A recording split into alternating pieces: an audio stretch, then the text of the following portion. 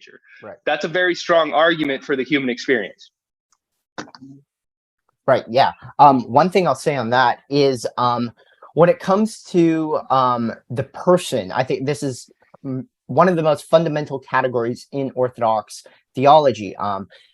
We emphasize that apophatic knowledge, just as what Stanielo says, is ultimately the knowledge of a person, and you can't exhaust another person. You can't even exhaust another human. He'll even say that human beings are known apophatically, so that, like, if I were to try to describe you, every single time I describe you, I would miss something. I would say some property about you, some thing you did, something I like about you, something I dislike about you, even.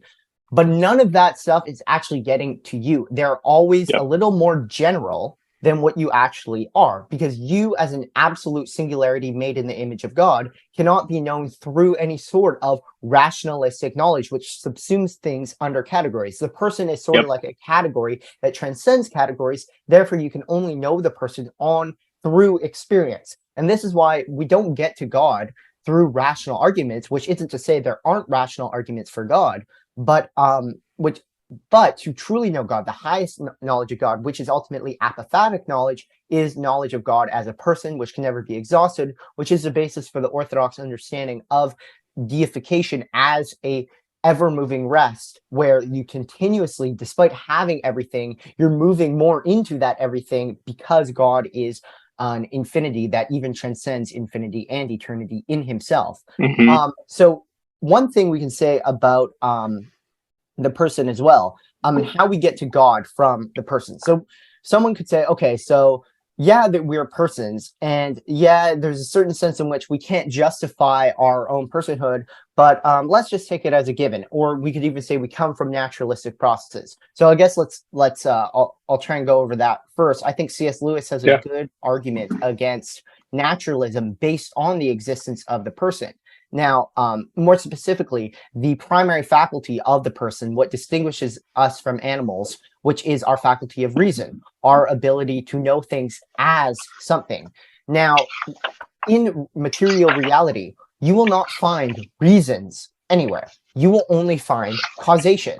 Now, what C.S. Lewis will demonstrate is that causation itself is actually often used as a opposition, as something opposed to reason. For example, if I were to say that, oh, you only, as many atheists do, you only believe in all of this Orthodox theology because you just have this psychological need for a supreme being. You just want to, you're scared of life after, you're scared of death being the end. So you just want to believe in a father who will, a God the Father who will provide you comfort after death and all this stuff.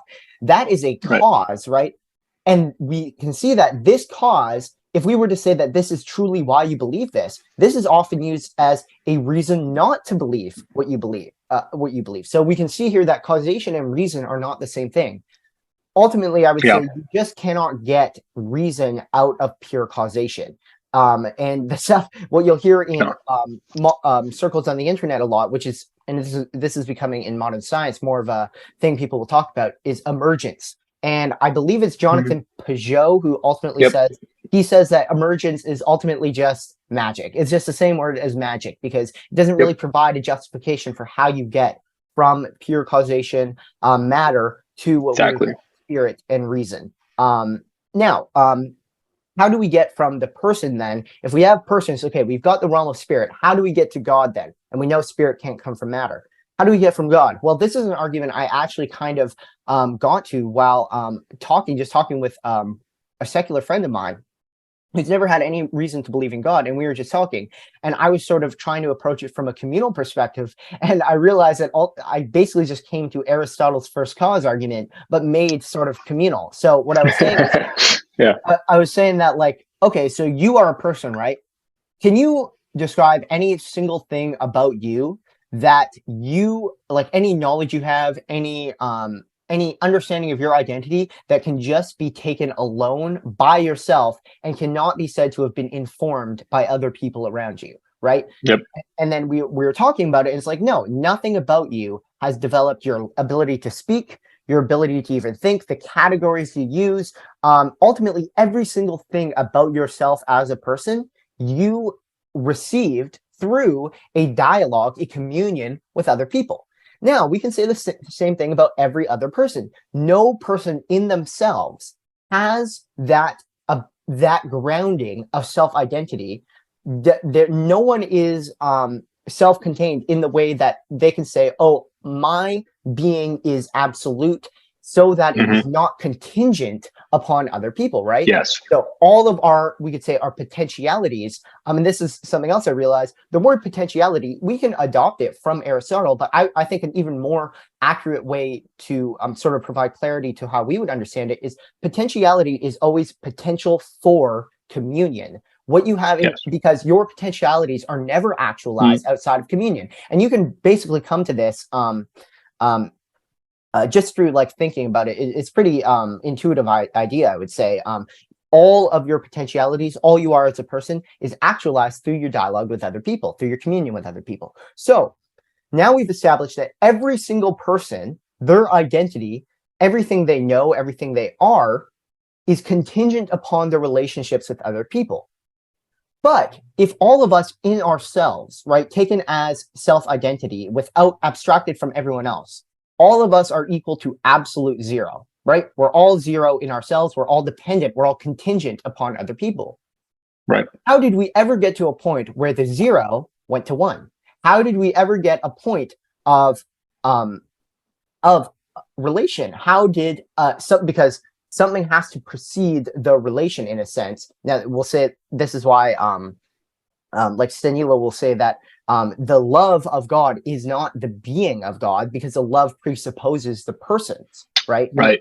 And the persons are always the person's presupposed nature, which isn't to say any of them come before temporally or any idea like that. But in any case, so what we're looking for now is we discover just through this sort of line of argumentation that if everything is contingent upon other things, if everyone in themselves are equal to absolute zero, you could never have a point where you have any existence whatsoever in the created world without a first relation. And this is why I kind of want to take Aristotle's argument and sort of change it from first cause to first relation, or the first giver. If all of us receive our being as gift from others in this dialogue from others, yet none of us have that gift in ourselves at any first point, you logically will get to that point, as Aristotle did, where you need a first cause, you need a first giver.